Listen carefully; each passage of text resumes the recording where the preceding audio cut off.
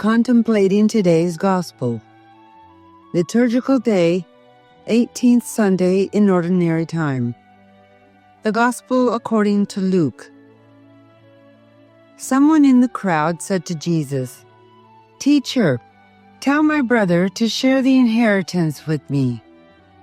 He replied to him, "Friend, who appointed me as your judge and arbitrator?"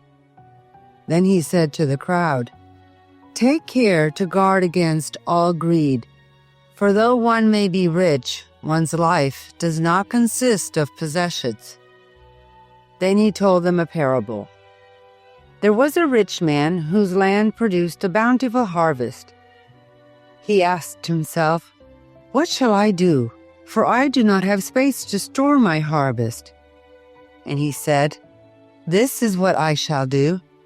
I shall tear down my barns and build larger ones. There I shall store all my grain and other goods, and I shall say to myself, 'Now as for you, you have so many good things stored up for many years. Rest, eat, drink, be merry.'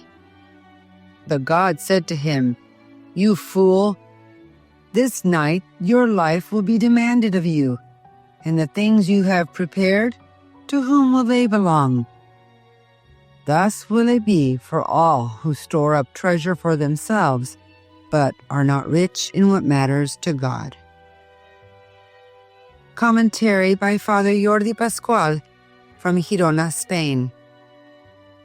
Though one may be rich, one's life does not consist of possessions. Today, Jesus brings us face to face with what is fundamental to our Christian life, our life of relationship with God, becoming rich before Him. That is, filling our hands and our hearts with all kinds of supernatural, spiritual, and grace-filled goods, not material things. Therefore, in light of today's Gospel, we can ask ourselves, what do we fill our hearts with? The man in the parable was clear. Rest, eat, drink, be merry. But this is not what God expects of a good child of His.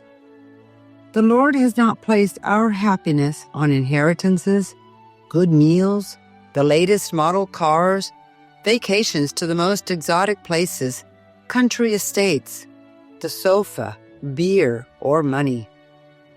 All these things may be good, but in themselves, they cannot satisfy our soul's longing for fulfillment, and therefore they must be used well, as the means that they are. This is the experience of Saint Ignatius of Loyola, whose feast day is so recent. He acknowledged this in his own autobiography. When he thought about the things of the world, it would produce great pleasure at the moment. But once bored and tired of it, he would return to reality and feel sadness and aridity of spirit.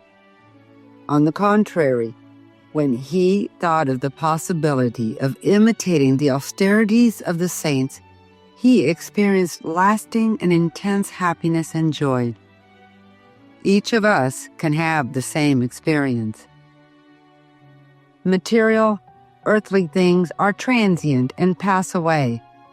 On the contrary, spiritual things are eternal, immortal, everlasting, and are the only ones that can fill our hearts and give full meaning to our human and Christian lives. Jesus says it very clearly, "You fool," thus describing those who only have material, earthly, selfish gold. May we, at any moment of our existence, be able to present ourselves before God with our hands and hearts full of effort to seek the Lord and that which pleases Him, which is the only thing that will lead us to heaven.